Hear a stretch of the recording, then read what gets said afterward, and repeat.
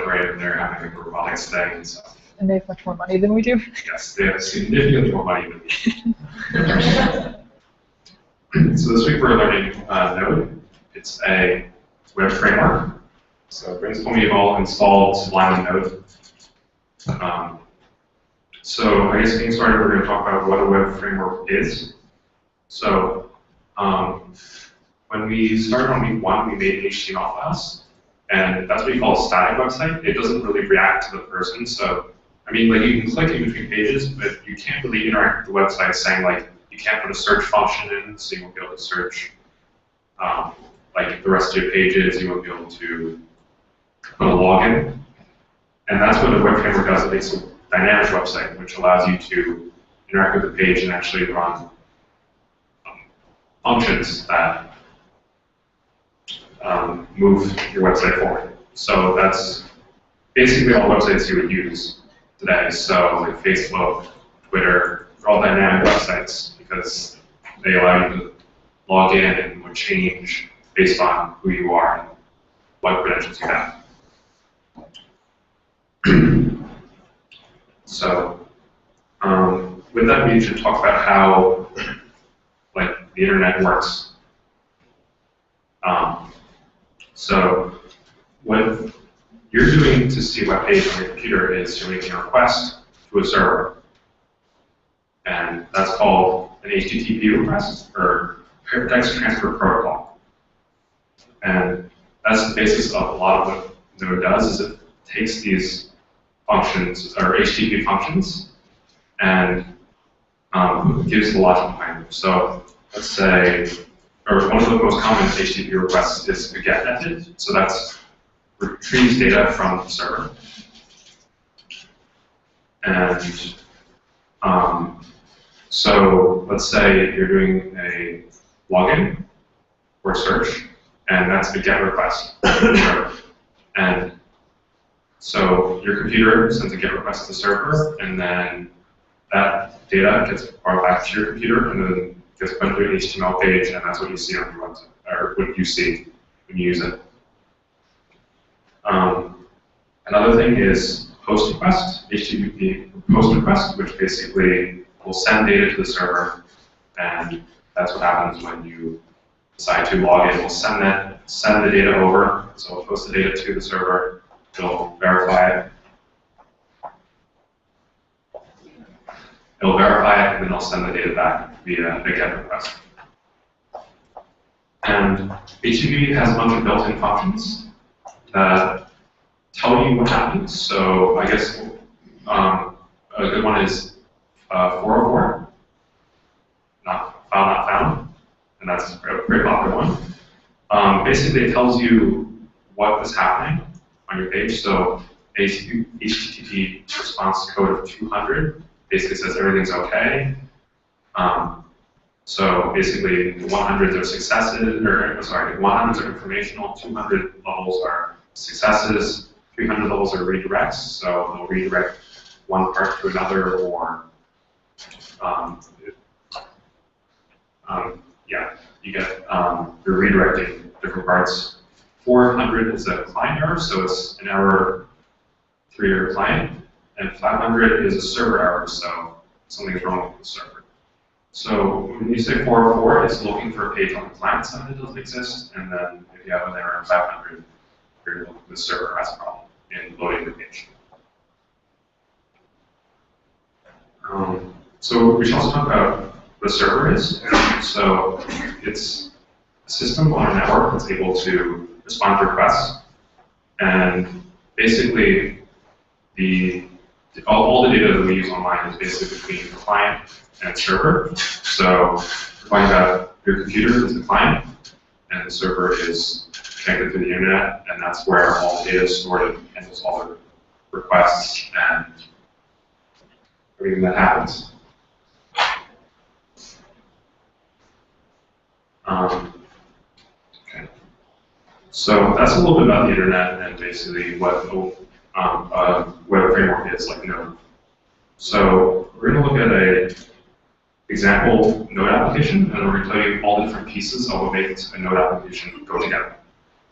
I I should also mention we're hosting this locally, which means that our computer, local computer, like right here, is functioning as a server. And basically, when you make a request, it will go through your files and then do the requests through your own personal files, rather than those files being on a server somewhere else, it going through those files in the server and then responding to that.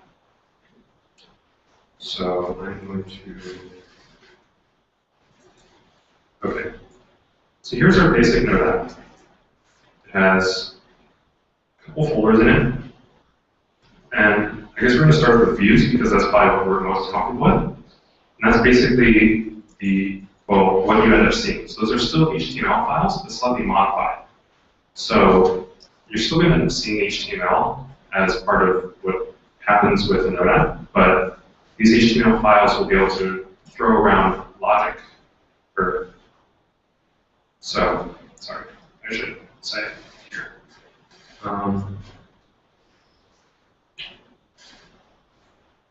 So this is basically what the Node app does. And when I say logic, this is a redirect button. And this redirect button will throw us to another web page. It's different than what we did before because it's not necessarily throwing us to an HTML file, it's throwing us to another logic portion that opens the HTML file. So let me do that. I'll go through the code of that later, but that's kind of what the difference is between what we've done for HTML and what we're going to do with HTML. So, okay, so views is basically the HTML and CSS files that you've seen. So then the node modules, that's a little special. I think that's what a lot of people are kind of interested in coming to this class for, and that's basically where you put the extra add-ons that allow you to do things that you basically wouldn't want to write the code for yourself. So I've seen people are interested in word processing or image recognition, and this is where you would look online for a kind of module that would allow you to do these things, and you would put it in your node modules folder and install it to your computer, and then that will allow you to process like images and things like that. And then here's one of the more important things is app.js. So we're going to take a look at app.js right now. And what it does is it, one, initializes all your modules. So for your modules to be used, it has to be initialized in app.js. It also initializes your logic. So it's saying that when you open the first page right here, it's going to do this function right here. So it's initializing your logic. Or, I guess, does anyone understand what that means? No? No? Okay, so basically when you first open the page, you're going to, like, it's basically, we're hosting it on localhost 5000, which is basically point to this computer, and it's going to open up basically it's just looking at the slash.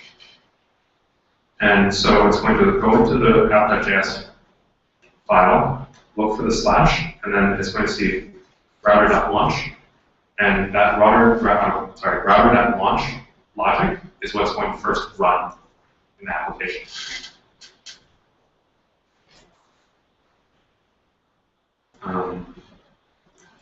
And then we have some other, and down here is another part of the app.js file, which is basically telling it which localhost to look on. So there's actually different ports in the localhost you can look on, and you can host various things on them. So another common one would be 8080, but we're hosting it on localhost 5000 right now. So overall, just looking at it, app.js like initializes your application. So yeah, and then the routes folder, that's where you hold your router or where you do your logic. So this is like the workhorse file. So I have it open up here. And remember in app.js where we said, okay, when you first open the application, it goes to slash and it does a function router.launch. Well, here's the router, and here is the function launch. And what the launch function does is it basically opens up an HTML file.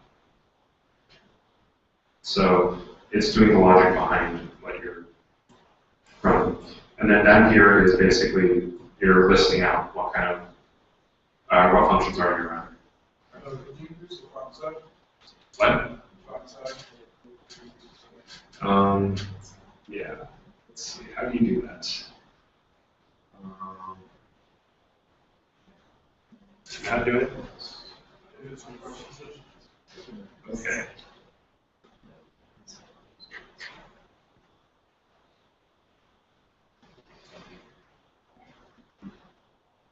Okay. Is that good? Okay.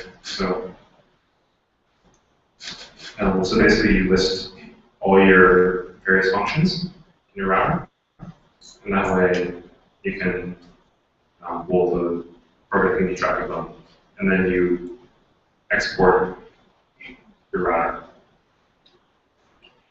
So we don't have a folder here right now, but there's also one called, you can add a folder called modules, and that is for your databases, which we won't go into this week, and databases are next week. So that's all the separate parts of a basic Node application, and Brand's going to kind of run you through taking this hello application and expanding it a little bit. Now everybody hear me? Okay. All right. Starting, first of all, who here has never seen JavaScript before or like doesn't know JavaScript? Is there anybody here? Yeah. So people who weren't here last week, this would be confusing. All right. Okay. And also, yeah. Okay. I'll start there. So essentially, what this file is doing is it's each of these parts is a method for anybody who knows like JavaScript or Java or Python or anything. Var delineates a variable. In this case, it's called launch. Function is the type of thing that you're putting in that variable. So this could be like var launch equals 3, and it would look pretty similar. These two are things that you're inputting into the function. So whenever you have functions in your router file, you want to use rec and res. It's kind of like the normal protocol to use these two words in particular. And depending on like what exactly you're routing, you may want to actually pull information out of rec and res. But in the basic file, we don't really need them, so we're not going to go into that right now. In this one, we do use res to like essentially like show the page. We use the send file method of res, and it sends it this file to render on the page. Down here, we're creating a routes object, and it has two different properties, the launch property and the redirect property. So if you're referencing this in app.js, which we are right here, it will come here and find the launch property, and it will find this launch variable, which happens to be the same thing. Go up here, see the launch variable, and do whatever it's supposed to do. Does that make sense so far? And in Node applications, you generally want to put this line at the end to say like exactly. This essentially lets other files talk to this file and read this file and see what's in it, so that you can reference things in app.js. Here, you're doing something similar. You're creating variables called app, express, and router. And this one, the require method tells it to look in your Node modules folder and pull out a thing called express. And it's actually used down here. So in your Node module somewhere, it has this method, like it's static, and it looks for some input. You're going to just want to like copy paste this line in particular. And most like Node applications use it. Here, you're creating an express application. If you've seen Java before, this looks kind of like a constructor, like you're constructing a express object. And here again, requiring this particular file in routes.router.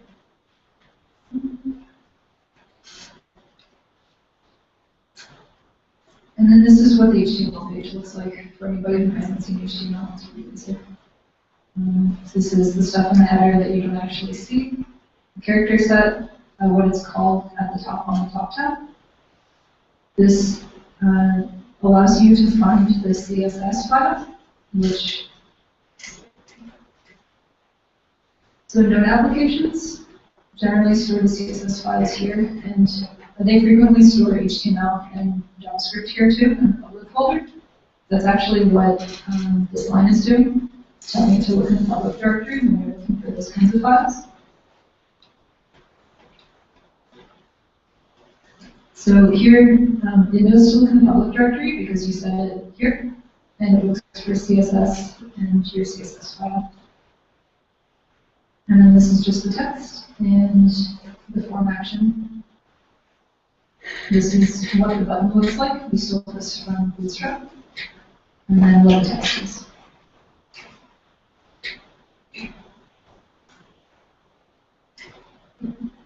Right. So those are the basic components of a Node application.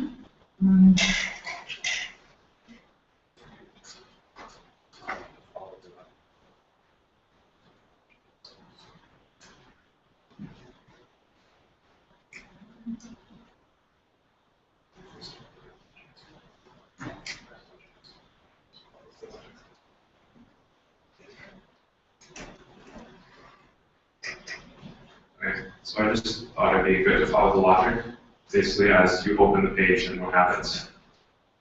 So when you first initialize the application in your terminal command prompt, basically you're going through and creating the application, and then here you're listening for, or you're basically saying that, hey, we're broadcasting this on this specific port, so your local port 5000. So it's broadcasting here, and first thing we do is when we go there, it picks up the signal, and then it basically says, okay, first thing we're going to do, it will basically it picks up the signal and it goes to this directory right here, and then it starts running the first function, which we router.launch. It does the launch, which basically it says, okay, send us the HTML file. And then your browser can send the HTML file, and it will then render the entire file. So, and now let's say we decide to redirect it. So we have a redirect button right here. So we go back, I press the button, but we go to the next HTML. Our button basically says, hey, we're going to redirect to /second page. We go back, our app says, oh, we're looking to load second page, so we're going to run the router section called router.redirect. It looks in redirect, says, oh, we need to look at this other HTML file and load it, and then that file gets loaded, which is here. I hope that makes Node seem a little bit more sense, following how it works. So rather than taking up time, like going through individual functions and stuff, we wanted you guys to work on the projects that we've been talking about, because each of you kind of has a different idea of something you want to use the Node application to make, whether it needs a login screen or involves a database, which should wait till next week.